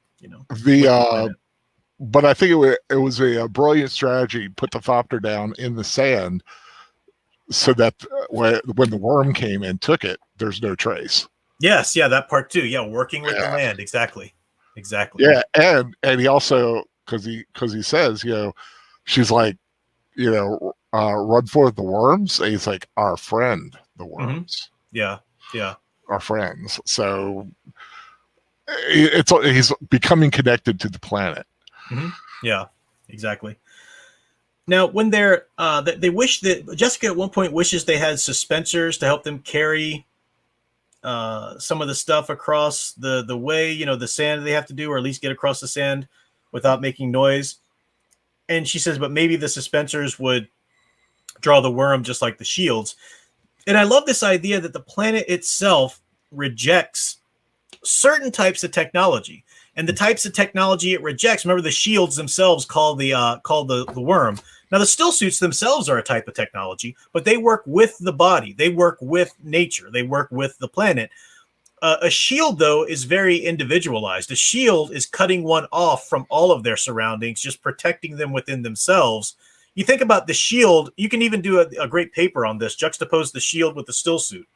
The still suit is there to work with your body and to help your body survive on its own, reclaiming that water, containing it, working in a natural way, where a shield is just cutting you off from all surroundings, and that Arrakis rejects technology such as that, but works well with technology, such as that. So it works. Looks like Ralph Runyon subscribed to my Catholic Bible Geek channel. Yeah, thanks. Yeah, I see you talking about that. We did do the Hobbit book study, and we are going to do, at some point, I am going to do Lord of the Rings and the Narnia Chronicles as book studies on that channel as well at some point.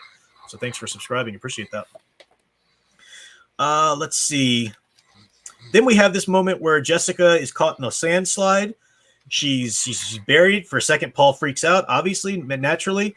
But then he says, she's been caught in a landslide, he thought, buried in it. I must be calm and work this out carefully. She won't smother immediately. She'll compose herself in the Bendu suspension to reduce her oxygen needs. She'll know I'll dig for her. Which she does. As he digs her out eventually, He stopped at the end of the fissure where it looked out on the desert's marching dunes, some 30 meters below. Gently, he lowered her to the sand, uttered the word to bring her out of the catalepsis. So the word, again, words have power, and there's a word that brings her out of this suspended state and so forth. Power of words. Then they need to find the pack. They lose the pack, but Paul uses water. And this is what I like. He uses water to with the spice and then some element from his binoculars, I think it is, or something like that, to create a foam that'll help dig the sand out. And Jessica says if this fails, that's water wasted, Jessica thought, but it won't matter then anyway.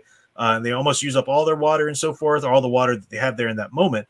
And in that moment, though, that's something that the Fremen would never do, right? A Fremen would, no, it's a water matter. We can't, no, water, don't waste water. But Paul, this is him kind of existing between those worlds again, as any great hero does, like a man of two, or being of two worlds. He's got that Bene Gesserit / Mentak conflict within him. He's got the Fremen ways that he knows / the ways of his father and the Duke and such like that. So it's a great way of doing it there. Yeah, because he's making a foam in order to get the pack out. Mm-hmm. Yeah, and it's kind of an interesting. It's like out of nowhere, suddenly he knows how to do this. The whole alkaline with the alkaline and the power compass. The power alkaline. pack. Thank you. Compass. Yeah, that's what it was. The power pack is acid based. Yeah. Thank you for reminding me of those words there. Yeah. Mm-hmm. So they're on their way to meet to this place where Kynes said they would go and meet the Fremen, and the Fremen would help them. But without Kynes there, Jessica's a little worried. Kynes promised their help, but there's desperation in the people of this desert, she thought. I felt some of it myself today. Desperate people might kill us for our water. So, again, talking about that desperate and what drives them to such desperate measures to survive and so forth, and Jessica picking up on it and so forth. So a good tension here, a little bit of tension as to what's going to happen when we finally have this meeting between them. Then they finally see the worm, a worm coursing off to the left. The sound diminished and died. And I love this line. I've seen space frigates that were smaller, Paul whispered. So these things grow. We were wondering how big they grow in the open desert. And Paul and Jessica are out there now. They can actually see this. But now. And they're in a deep desert where the big ones grow. Mm-hmm. Yeah. Flowed bitterness before them, beckoning over the horizontal skyline. When we've rested, Jessica said, we should continue with your lessons. He suppressed a sudden anger, said, Mother, don't you think we could do without? Today you panicked, Jessica said. When he thought he'd lost her, when he thought he lost the strap. Mm-hmm. You know your mind and Bendu nervature perhaps better than I do. But you've much yet to learn about your body's prana musculature. The body does things of itself sometimes, Paul, and I can teach you about this. You must learn to control every muscle, every fiber of your body. You need to review the hands. We'll start with the finger muscles and palm. This is what Jessica herself has been dealing with, giving into those emotions, letting the body, letting the mind, just knee-jerk reaction, go to these dark places and go to these things. So she is able to teach Paul this, and Paul does end up needing this. This is still training he needs. Mm-hmm. I like the fact that they start with the hand. The hand that moves upon the world and the people and stuff like that. Very symbolic there in that sense. Now, would you think this is something like training to fight instinct? Yeah, because your body instinctually does this or that, and you need to stop that. Yeah, but it's also, like I said, he was fearful. It was that primal aspect, and again, coming to the more ancient mind, the primal aspects mm-hmm. of our thoughts. My mother's down and he panics. Yeah. So he's trying to. It's almost like the training is trying to rip out the more ancient primal aspects of our mm-hmm. mind and keep everything in the higher brain. Yeah. Well, remember the Bene Gesserit idea, the differentiation between animal and human. Right. So the animal is that primal instinct. The human rises above that. Yeah. Yeah, no, it rises above it, but it's almost like they're suppressing the animal. Mm-hmm. Yeah. We'll see a needed balance occasionally, definitely. Mm-hmm. The next chapter I don't have a lot to say about. This is where we dip in with Gurney Halleck and check in with him and what's going on there. And he's with the smugglers, Tuik, the son of the one who was killed by Yui there, or the Sardaukar, I forgot which one. And Halleck believes that Jessica, the Duke, and Paul are dead, and he's got a decision to make.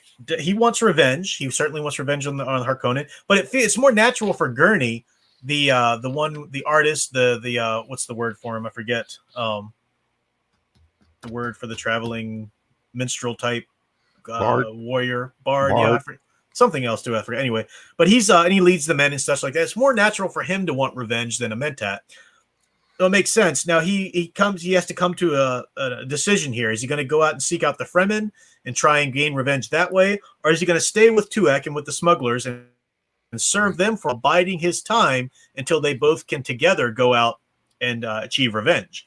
And he eventually decides to go ahead and do that. He wants his men to decide for themselves, though. They've been through a lot. He's very loyal to his men. This is kind of what I want to draw out. I love this idea, and Tuek really wants them, but he lets Gurney kind of make his own decision about this. He's going to try and persuade them. Gurney goes out to his men, and he sees litter cases were assembled in one area down to the left, each wounded man with an Atreides companion. The Atreides training, we care for our own. It held like a core of native rock in them, Halleck noted. So this idea that that's the core, this is who these men are in their own planet. They hold together. They are very tribal-like, just like the Fremen in their own way. And then you get this very touching scene where one guy is near death and he requests that Halleck sing him this one more song. There was a burning in his eyes, but he drove that out of his thoughts as he strolled forward, strumming the tune, forcing himself to smile casually. Several of his men and a smuggler medic were bent over one of the litters. One of the men began singing softly as Halleck approached, catching the counterbeat with the ease of long familiarity. The woman stands at her window, curved lines against square glass, upraised arms, bent, down folded, against sunset red and golded. Come to me, warm arms of my lass. For me, the warm arms of my lass. And this is the last words he has before he dies. This is a very touching moment, but I like the fact that he's singing about this warm, nurturing woman, the love, the lost love or whatever, the woman. Again, it's that reclaiming of the feminine, that psychoanalytic, the Jungian idea of that male's hero's journey. What do you want in the end? You want that comfort. You want that unconditional compassion and love. So I like that was the end. The singer stopped, reached out a bandaged arm and closed the eyelids of the man on the litter. Halleck drew a final soft chord from the balisette, thinking, now we are 73. That's a really touching, end to a chapter. It's really quite well done. One of the reasons I really like Gurney Halleck too. Yeah, I always liked Gurney. Like I said, the loyalty to his men, the loyalty to Paul, and he doesn't immediately leap like Thufir did. He's like, well, maybe she did it. Yeah, exactly. But, I don't know. Exactly. Yeah. But like I said, biding his time is like one day. He does want. I think it's something I want the blood of of Baron Harkonnen at my feet or something like that. Yeah. But he's willing to wait. Yeah. He's not just going to go off half cocked and try to get his revenge straight away. Exactly. And next chapter, we go back to Paul and Jessica. They've camped at this point on the rock, I think, and they need to make it across a large area of sand. Paul spoke without turning. I find myself enjoying the quiet here. How the mind gears itself for its environment, she thought, Jessica, and she recalled a Bene Gesserit axiom. The mind can go either direction under stress, toward positive or toward negative, on or off. Think of it as a spectrum whose extremes are unconsciousness at the negative end and hyperconsciousness at the positive end. The way the mind will lean under stress is strongly influenced by training. And this ties in perfectly to Troy's comment here, the Bene Gesserit, the Mentat, all struggling with the limitations of emotional and biology. This is important and intentional. Exactly. This is the conflict that I keep talking about. The, between the masculine and feminine forces, but you've got the Bene Gesserit versus the Mentats or Spacing Guilds. You've got the Harkonnens versus the Atreides and such. So a book of conflicts, as I said in their first study. It's a great way of going back to that. Jessica's still dealing with her emotions, the limitations of hers there. The night is a tunnel, she thought, a hole into tomorrow, if we have a tomorrow. She shook her head. Why must I be so morbid? I was trained better than that, So again, the mind influenced by training, she's fighting to reclaim her training and so forth. Yeah, but I mean, it's like I said, it's a very dark situation. It's gonna even the best can sometimes succumb to those dark thoughts. And it does take that self-control, and this brings us to the idea of how the Fremen walk on the sand, as he's showing his mother step, drag, drag, step, step, wait, drag, step. And that idea of walking without any rhythm while the thumper's going on somewhere else to call the worm. Think about how much patience and self-control that takes to walk without rhythm. Walk without rhythm, and you won't attract the worm. So, you know what I'm talking about, right? Yeah. Thank you. Okay. But that, I mean, your every instinct's wanting to break out in a run and just get it over with. But no, you've got to be very patient, and to be able to do it quickly is quite a dance and quite grace too. I look forward to reminding myself how the Lynch film handled that. I think it was pretty cool watching them as they did it and stuff. But that doesn't work. So far it works great until they encounter drum sand, and which is the boom boom, and it heightens their steps, and then the worm starts rushing towards them. They just barely make it onto this rock, and I love this image. Where the dunes began, perhaps 50 meters away at the foot of the rock beach, a silvery gray curve broached from the desert, sending rivers of sand and dust cascading all around. It lifted higher, resolved into a giant questing mouth. It was a round black hole with edges glistening in the moonlight. The mouth snaked toward the narrow crack where Paul and Jessica huddled. Cinnamon yelled in their nostrils. Moonlight flashed from crystal teeth. Back and forth the great mouth wove. That is like Paul stilled his breathing, Jessica crouched staring. I mean, that's insanely terrifying, and I think that's the scene from the trailer is trying to evoke at the end. There, yeah, and I remember it from the Lynch version too. But I'll tell you what, that happens, and I'm wearing a stilt suit. That stilt suit's going to go into overdrive because it's going to have a lot of waste to deal with.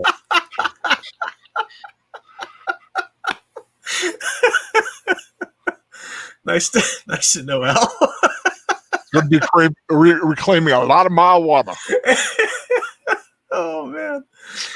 Okay. And Paul starts to get at this little. I like the fact that the crystal teeth with the curved shape of crysknives gleaming around the rim. So it's these knives that they use as weapons. You see this big worm mouth with nothing but those knives. Where it came from. And Paul starts to get at the mystery of what's the connection between the cinnamon spice, the melange, and the worms. What was the worm to do with spice melange, he asked himself. And he remembered Liet Kynes betraying a veiled reference to some association between the worm and spice, but he's not quite there yet. But as they're staring at the worm in terror, suddenly they hear this noise calling the worm away. And they realize that Fremen are calling the worm to them. And they don't know why. Why would anybody call a worm? The answer lay poised at the edge of his awareness to Paul, but refused to come. He had a vision in his mind of something to do with the telescoping barbed sticks in their packs, the maker hooks. Why would they call a worm? Just because now we know what they're going to use it for, but yeah. So Paul, with his Kwisatz Haderach abilities, has that sort of sense memory, but he can't quite claim it yet. So we're going to learn about that as we go along. They escape the worm. They do make it to this little outcropping. I think it's the one that Kynes guided them to meet the Fremen, if I'm correct. But when they're there, they don't see anybody. They're going down this little tunnel. We better find a place to pitch a tent, he said. Tomorrow we can try to find the Fremen who, most intruders here, regret finding the Fremen. It was a heavy, masculine voice, chopping across his words, shattering the moment. The voice came from above them and to their right. Please do not run, intruders, the voice said as Paul made to withdraw into the defile. If you run, you'll only waste your body's water. They want us for the water of our flesh, Jessica thought. Her muscles overrode all fatigue. Flowed into maximum readiness with the external betrayal. She pinpointed the location of the voice, thinking, such stealth, I didn't hear him. And she realized that the owner of that voice had permitted himself only small sounds, the natural sounds of the desert. Another voice called from the basin's rim to their left, make it quick still, get their water and let's be on our way. We've little time enough before dawn. The idea that they want their water, but we find out that this is Stilgar. So Paul knows Stilgar. We can see how this is going to obviously eventually work out, okay. But so that tension there. Paul, less conditioned to emergency response than his mother, felt chagrined that he had stiffened and tried to withdraw, that he had clouded his abilities by a momentary panic. He forced himself now to obey her teachings, relax, then fall into the semblance of relaxation, then into the arrested whip snap of muscles that can lash in any direction. So the idea that even though Jessica is afraid of her son now, in some ways, and even though Paul himself is beyond her in many ways, they still need each other. There still needs to be the balance between the masculine and feminine. He still has such to learn from her. She needs him to lead her, and so forth. So that balance that's just deathly necessary at all points. Mhm. Anything in that chapter you wanted to talk about, Al?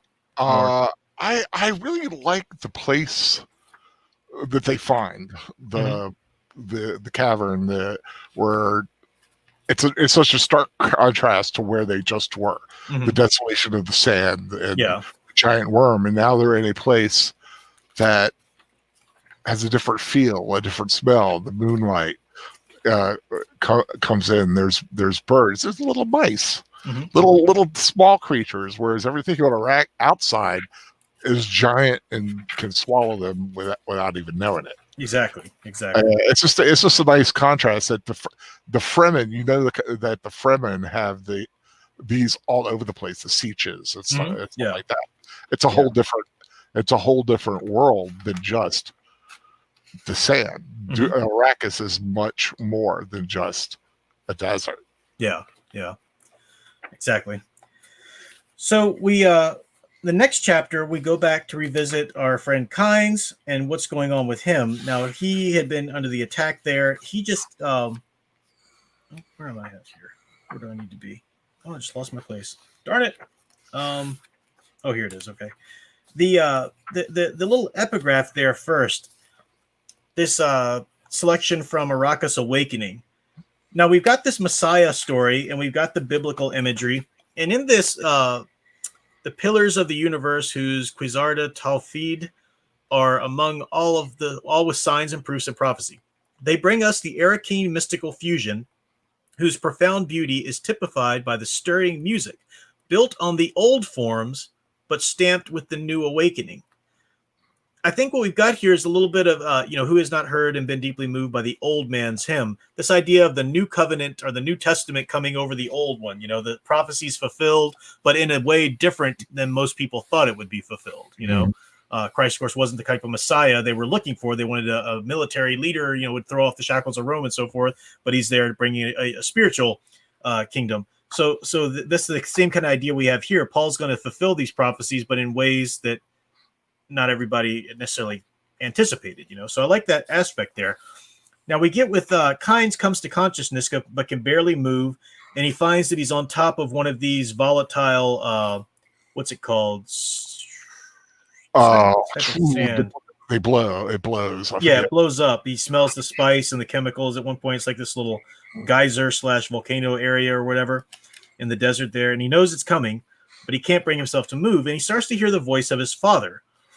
And it's kind of an annoying chapter for his father. He is delirious, so he keeps hearing his dead father's voice lecturing on about the planet, but it gives a lot of good information about what Kynes wanted for the planet, as well as it gives us some key information toward the end. And this is really where I want to go. It's a pre-spice mass. Yeah, pre-spice mass. Thank you. That's what it's called. Yeah. So here's some of the father's words that Kynes hears. While hawks are kind of gently stepping closer to him, getting ready to eat him alive if need be, if he can't fight them off. Religion and law among our masses must be one and the same, his father said. An act of disobedience must be a sin and require religious penalties. This will have the dual benefit of bringing both greater obedience and greater bravery. We must depend not so much on the bravery of individuals, you see, as upon the bravery of the whole population. So even Kynes, as a planetologist, and his father still had their own sort of manipulations for the planet, working on some level with the planet naturally, but still had its manipulations. But here we have this, and this is really key to the book in general. The father's words, no more terrible disaster could befall your people than for them to fall into the hands of a hero, his father said. That is it right there. Reading my minds, Kynes thought, will let him. The message has already been sent to the siege villages, he thought. Nothing can stop them. If the Duke's son is alive, they'll find him and protect him. As I have commanded, they may discard the woman, his mother, but they'll save the boy. The idea that Kynes is totally for this idea of Paul as the leader, Paul in Paul's hands, and that's going to play into the idea of the Messiah there a little bit. But this is what Herbert warned against more than anything, was the idea of a hero, a leader that's blindly followed, blindly worshipped, blindly thought he can do no wrong. Herbert saw that with JFK, and he saw that as a danger. And we've seen that over and over again, certainly with presidents, both world leaders in general.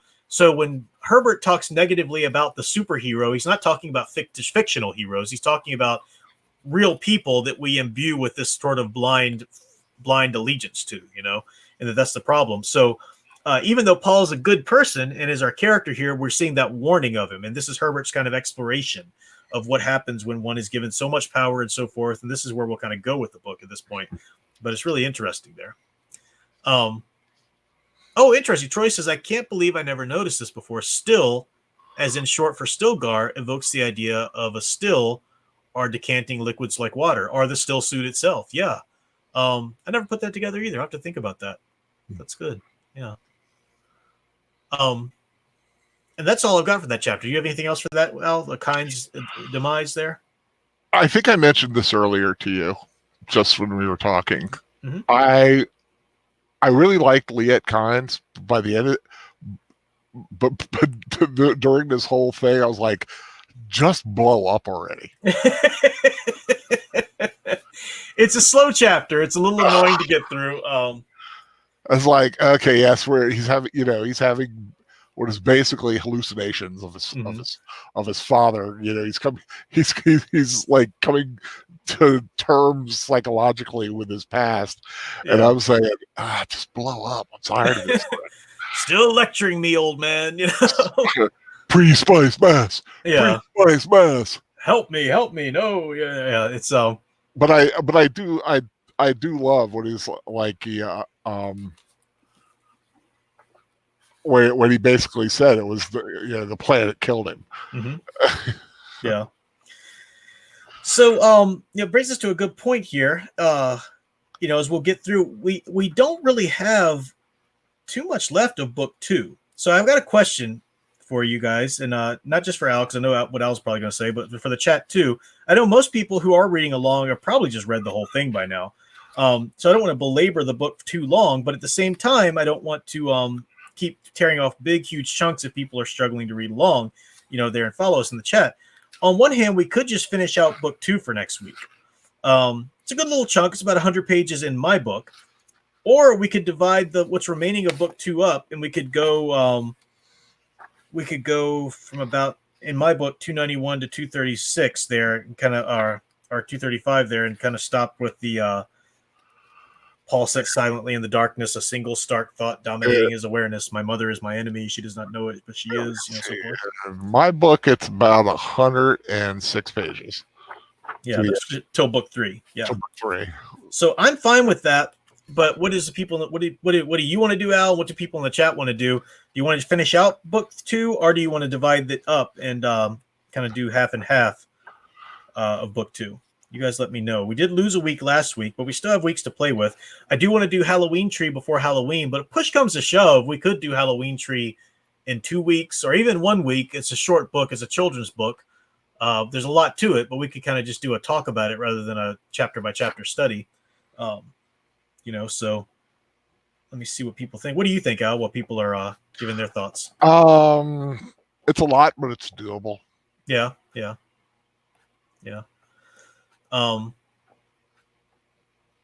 Troy says, up until this point, Liet Kynes is not realized as being both the imperial planetologist and the revered Fremen character. He is mistaken for a deity by the Atreides. Yeah.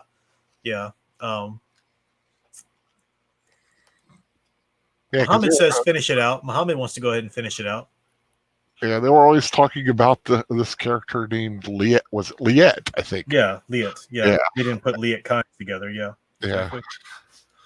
So, all right. Well, if no one else chimes in, we'll go ahead and do the rest of book 2. If no one else objects, we'll try that for next week. And, we'll read it for next week. But during the book study, if it gets to the point where we're close to our hour and 10-minute mark or whatever as we are now, and it looks like we still got a lot to go, then we'll just save that bit for the next week. So, we're just playing it by ear as we go. So, Udias Lee, we did talk about the Dune trailer. We talked about that at the beginning of the stream. If you want to go back to the beginning, we definitely went in depth with that. Absolutely. Urban Verse is a little bit ahead. Okay, so that's fine. Cool. Okay. So I do want to kind of wrap this up here then, because that's our time, and I do have some things to do. But any closing thoughts that you had on the book tonight, Al, reading of it before we go through what's coming? I think if you compare Dune to Lord of the Rings. This section is rather like the trip from the Shire to Weathertop. Takes them a while. Yeah. This is kind of like you're getting a lot of information, a lot of setup. It's a lot of personal growth. Mm-hmm. But it's there's still like the main action is still yet to come. Yeah, and we'll see by the end of book 2 here. We're really set up for book 3, which will be quite climactic. Book overall, where the plans and the revenge and stuff is set in motion, and we'll see how it works out. So, all right then. So this is Thursday. Coming up tomorrow, Friday Night Frights. We just did Frankenstein on my Tuesday Night Classics this last Tuesday. So on Fanman's channel, it's going to be the Hammer horror film Curse of Frankenstein. So that'll be there tomorrow, Friday Night Frights. Saturday, what's going on your channel on Saturday, Al? We start Halloween on my channel with John Carpenter's Big Trouble in Little China. Yes. And I think Wolfton Media is calling it a break this Saturday, so he's not doing a Weeb Watch on his channel on Saturday. Sunday, you will have Weeb Watch over on Matchsticks channel, Mr. Matchsticks, and around the same time, Study Hall, which is the successor to the Office Hours stream. So if you still want to go and hear some commentary, venting, and or both or whatever about some geek news and whatever, Troy and Age of Boomer head that up on Age of Boomer's channel, which is wonderful. So want to look into that. That's Sunday night. Monday night, our sound engraver will be doing her Monday Night Muse again. Always really great commentary and good talk about that, art related, music related, and so forth. Is she staying on Mulan, or is that for another day? I don't know if she's decided. I don't think she's doing Mulan Monday, but I don't know. I don't know what she said. We'll see. We'll ask her next time she's around. What a loss, Mulan Monday. Mulan Monday, yeah. Well, she did that last Monday, so yeah. Troy's dropping all these great links there too. Thanks, Troy, for doing that. Tuesday, we're going to be back with the Tuesday Night Classics on my channel. I'll do a pre-show again at 9, but at 10 o'clock, we're going to be watching the Creature from the Black Lagoon. So another Universal. I'm already delving into the Universal monsters this year for September and October for my Tuesday Night Classics. So Creature of the Black Lagoon, great film. Looking forward to that group one too. Yeah, please do join that Facebook group. Yeah, and Sounding Great Racer, different topic Monday. Mulan. Yeah, she likes Mulan Monday, but different topic Monday. Okay, cool. She might do a fixed commentary video for Mulan. That'll be good. That'll be timely too. I need to cut out my rant about it in the last pre-show and put that as a video tonight or tomorrow. So that's Tuesday. Of course, Tuesday mornings and Thursday mornings, Fanman does his Second Cup Cafe. You can look for it around 11-ish, I think, 11:30, something like that. Nothing going on Wednesday, but Thursday night we'll be back here to finish out book 2 of Dune. So lots to come, great entertainment and things going on live stream just about every night. None of our communities got Wednesday nights yet, but I'm sure it's only a matter of time. But there are other great things on YouTube out there as well. So anything else from you, Al? No, just looking forward to Big Trouble in Little China. Sounds good. Yeah. Always a good one. Always love that movie. I remember seeing that multiple times at the old Cineplex. Mm-hmm. And Al's already set up the stream for that, so you can go check that out. And the thumbnail's wonderful. I love what he did with that. So you can go see him, Troy, and Nanette all in the thumbnail there. Very cool. Gotta thank Troy for doing the poster part of it. Yeah. Troy helped out with that. Yeah, that's cool. I let Troy do Troy and Nanette's heads. So. Oh, okay, cool. Yeah. We have access to more. I think, why is my voice suddenly all wah? As Troy says, hit that thumbs up before we go. That'd be great. Yep. There we go. So let's go ahead and call it a night because I got some things to do here as well. We're over our time just a little bit, but good to have you guys with us. Great pre-show and great stream. And until next time, keep enjoying and digging deeper into the hero stories you love. Thanks for watching. A trailer. Squee!